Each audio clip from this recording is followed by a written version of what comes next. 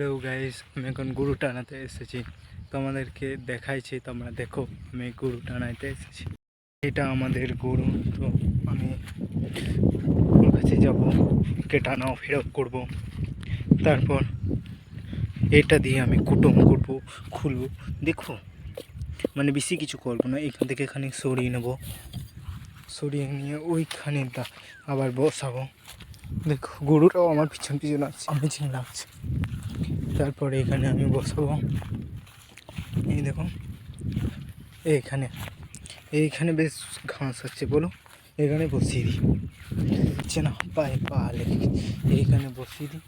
এইদিকেও খাবে আর এইদিকেও খাবে। চলো এবার এইখানে বসাও যাক। দেখো গাইস, আমি কীভাবে এটাকে খন্ড করি।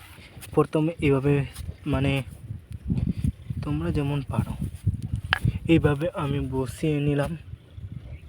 বসিয়ে নেওয়ার পর দেখো আমি কুটুম করছি, কেমন আওয়াজ উঠছে বুঝতেই পারছো। আমার ভেঙে 12টা বেজে গেছে।